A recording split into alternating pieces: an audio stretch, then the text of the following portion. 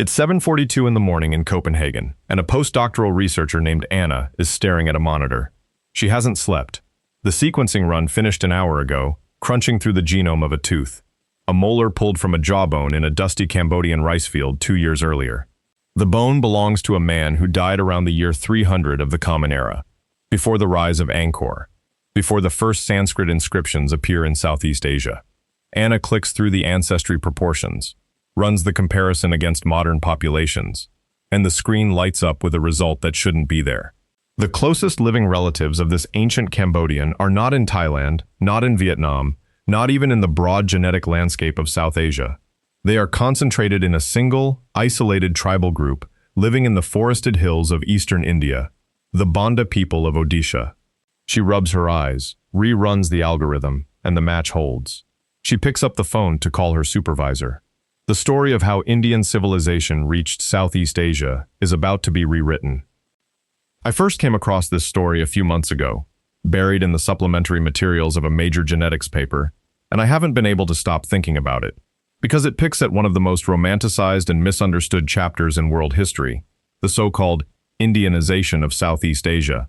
You've probably heard the broad outlines. 1,000 years before European caravels rounded the Cape of Good Hope, Indian culture, Hinduism, Buddhism, Sanskrit, the very idea of the God King, leaped across the Bay of Bengal and took root in places like Cambodia, Thailand, and Indonesia. The magnificent temple of Angkor Wat, the largest religious monument on earth, is covered in scenes from the Ramayana and Mahabharata, carved by Khmer hands, but animated by Indian imagination. The standard story, repeated in guidebooks and lecture halls, is that Brahmin priests and merchants sailed east, married into local royal families, and transformed these societies from the top down. It's a clean, satisfying narrative, but that tooth in Copenhagen is telling us something much messier and much more human. And to understand why it matters, I need to take you back to the beginning, to a time when Cambodia wasn't called Cambodia, and when the Bay of Bengal was the busiest highway on the planet. The earliest Chinese records of a kingdom in the lower Mekong Delta come from the 3rd century CE, when 2 envoys named Kang Tai and Zhu Ying were sent by the Wu Emperor to explore the southern seas. They came back with stories of a place they called Funan, a walled city-state ruled by a king who lived in a multi-story palace, used Indian writing, and collected taxes in gold, silver, and pearls. The Chinese were fascinated by the legend of how Funan began. According to the account, an Indian Brahmin named Kaundinya was sailing east when his ship was attacked by the forces of a local Naga princess named Soma. Kaundinya defeated her with a magical bow, then married her, and their union founded a dynasty. It's a myth, of course, a convenient metaphor for the fusion of Indian and local traditions. But buried in that story is a kernel of truth. People from India were showing up in Southeast Asia, and their arrival changed everything. For decades, historians debated how exactly this Indianization happened. Was it a military conquest? A string of trading colonies? A wholesale migration of Brahmins fleeing upheavals in the Gupta heartland? The archaeological record gives us clues. At the site of Ak Eo, in what is now southern Vietnam but was once the heart of Funan, excavators have uncovered Roman gold medallions from the reigns of Antoninus Pius and Marcus Aurelius, Chinese bronze mirrors, and Indian carnelian beads etched with symbols of fertility. Akio was a boomtown, a melting pot where merchants from the Red Sea, the Malabar Coast, and the South China Sea swapped goods and ideas the ideas stuck. By the 5th century CE, inscriptions in the Pallava script of South India start appearing on stone stelae across the region, recording donations to Hindu temples and proclaiming the divine descent of local rulers. The Khmer word for king, stock, may even derive from the Sanskrit kshatriya. So the Indian imprint is undeniable. But who were these Indians, and how many of them actually stayed? This is where the DNA comes in, and why that tooth from Phum Snay is such a bombshell. In 2018, a team led by Harvard geneticist David Reich and his colleagues published a landmark study in Science that analyzed ancient genomes from 18 individuals across Southeast Asia, including 4 from Cambodia. These weren't from the classical Angkorian period. They were much older, from the Iron Age, roughly 200 BCE to 400 CE, before the first great Temple Mountains rose. The sites had names like Phum Snay and Phum Sophie, clusters of burials in northwest Cambodia, where the dead were laid to rest with iron swords, bronze bangles, and glass beads from the Mediterranean.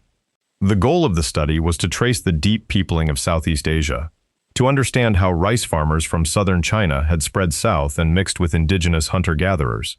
But when the researchers looked at one individual, labeled AB-M40 from Phum Snay, they found something that wasn't in the script. His genome was mostly ancestral Southeast Asian, but about 12% of his ancestry traced back to South Asia. And when they tried to pinpoint where in South Asia, the usual suspects didn't fit. It wasn't a match for Brahmins from the Gangetic Plain, nor for Gujarati merchants, nor for Tamil traders from the Chola country. The closest match was with the Munda-speaking tribal groups of eastern India, the Santhal, the Ho, the Karya, and especially the Bonda, who today number only a few thousand and live in the remote hill tracts of Odisha. These are people who speak languages from the Austro-Asiatic family, the same family that includes Khmer and Vietnamese, and who have long been pushed to the margins of Indian society. So what on earth were their genetic cousins doing in a grave in Cambodia nearly 2,000 years ago? To answer that, we have to look at a part of India that rarely gets the credit it deserves in world history, the ancient kingdom of Kalinga. Kalinga occupied the coast of modern Odisha and northern Andhra Pradesh, and by the time of the Mauryan Emperor Ashoka in the 3rd century BCE, it was already a wealthy maritime power. The port of Tamralipti at the mouth of the Ganges was one of the great emporia of the ancient world, shipping out pearls, ivory, and fine cotton to Rome and Southeast Asia. Pliny the Elder grumbled about the drain of Roman gold to India for silks and spices, and much of that trade likely flowed through Kalingan middlemen. The Hathagumpha inscription of King Caravella, carved into a cave around 150 BCE, boasts of his conquests and his patronage of trade, and mentions fleets sailing to the south and east. Indian texts like the Jataka tales, stories of the Buddha's previous lives, speak of merchants voyaging to Suvarnabhumi, the land of gold, a term that probably referred to the Malay Peninsula and the shores of Cambodia. And here's the crucial connection. The people who crewed those ships, who set up warehouses in foreign ports, who sometimes married local women and raised bilingual children. They were not high-caste Brahmins. They were traders and sailors from the coastal communities of Kalinga, many of whom would have been drawn from the same tribal and lower caste groups that we now call Munda or Dravidian. They carried with them not only goods but genes, and those genes ended up in the bones of a man buried at Phum Snay. So let's pause for a moment and think about what that 12% really represents. It's not a one-off fluke.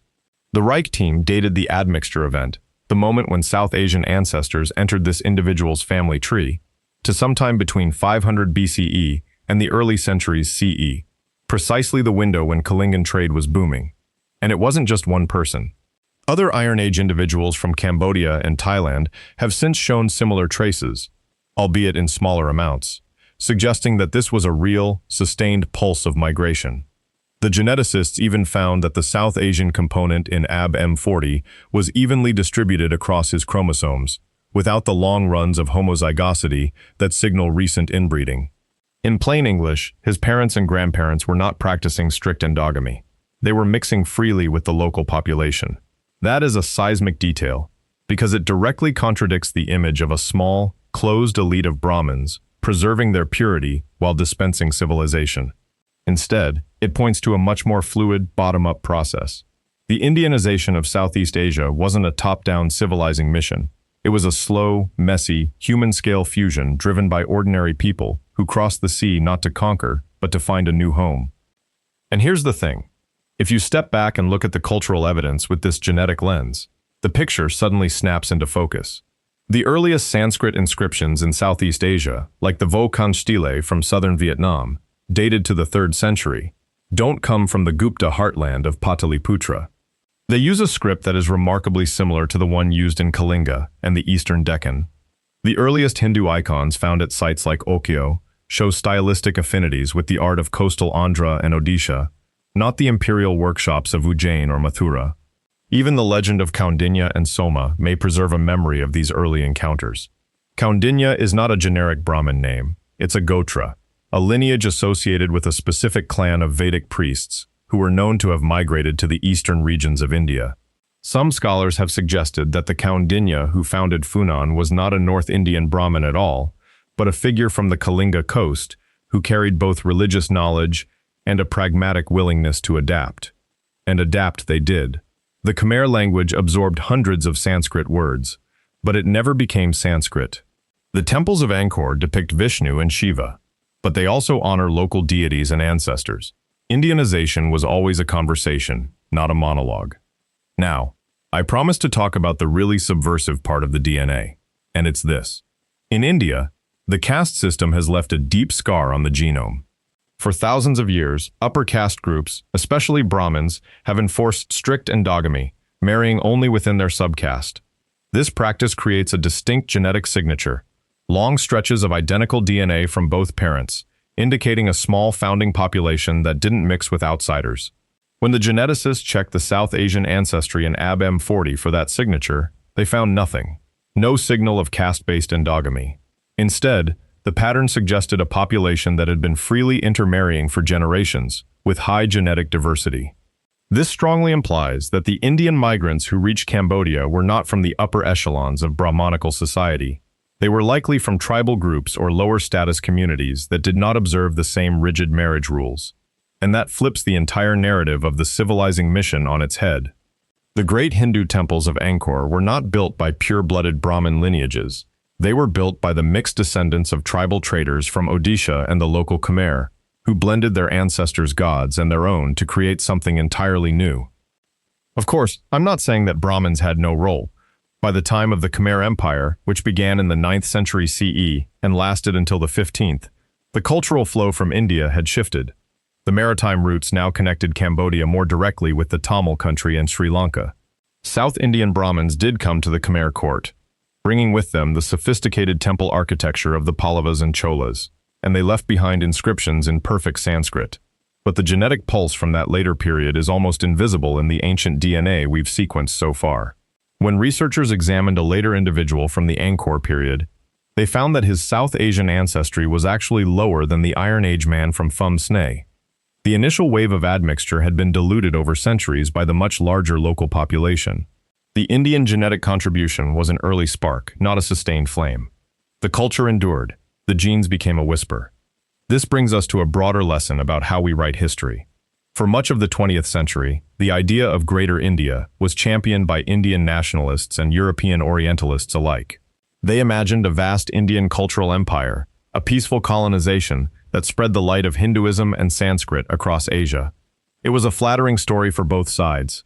For Indians, it was a source of pride.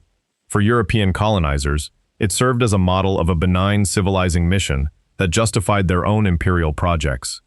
But that story was always built on selective evidence and a lot of wishful thinking. The truth, as that tooth in Copenhagen shows, is far more democratic.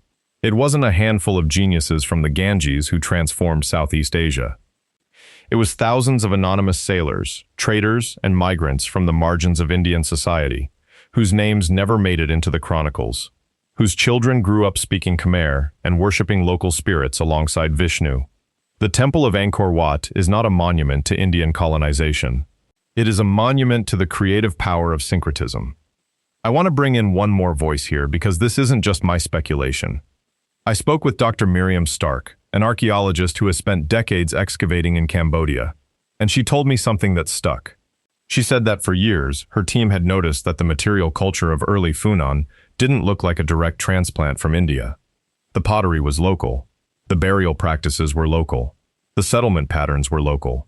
The Indian elements, the beads, the seals, the religious icons, were always mixed in, not dominating.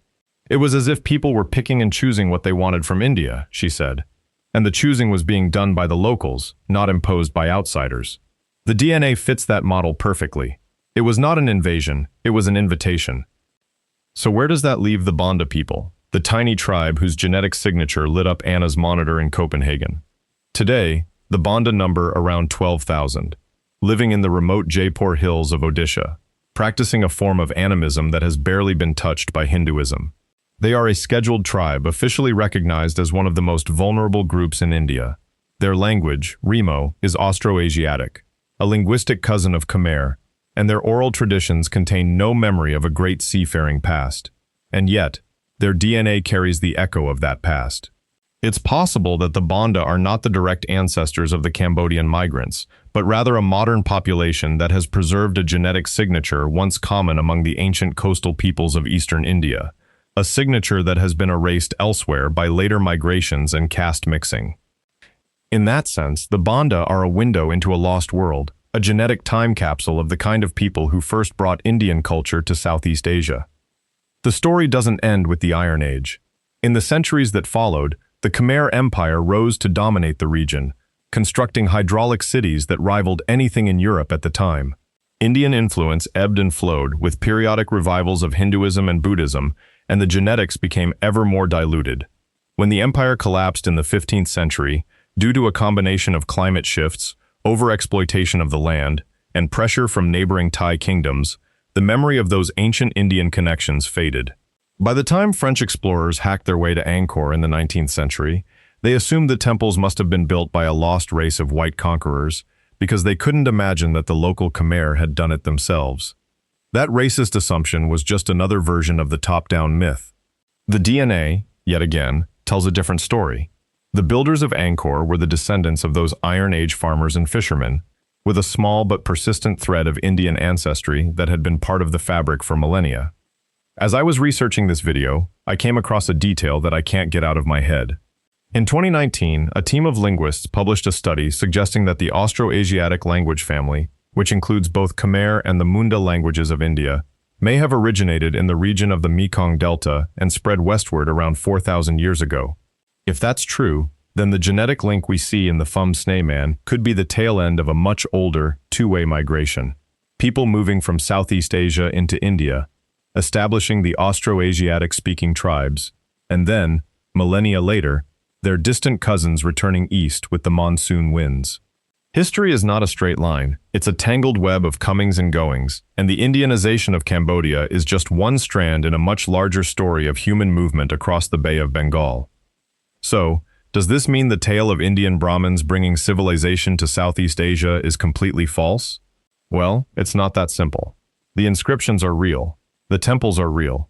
The Sanskrit names of kings, Jayavarman, Suryavarman, Indravarman, are real.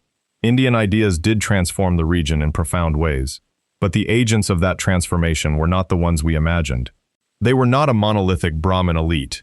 They were a diverse, mixed, often marginal collection of people who carried with them not only scriptures but also their own blood, their own labor, their own willingness to adapt.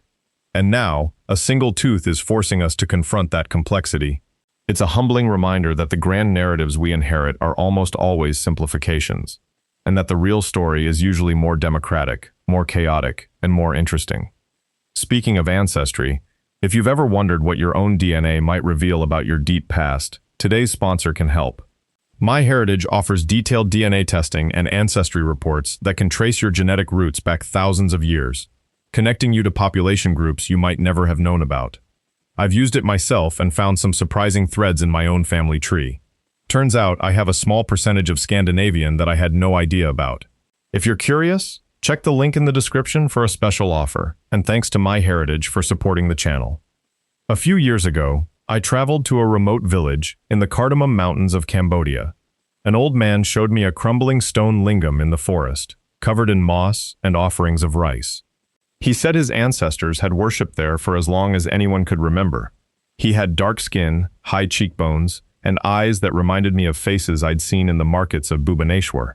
And I thought about that tooth in Copenhagen, and all the unnamed people who crossed the sea, not to conquer, but to find a new home. Their legacy isn't just in the stones of Angkor, it's in the blood of millions, and in the quiet persistence of memory. If this story moved you, leave a comment. I read every single one. And if you want to support the channel, hit that subscribe button. I'll see you in the next one. Thanks for staying until the very end. Goodbye for now.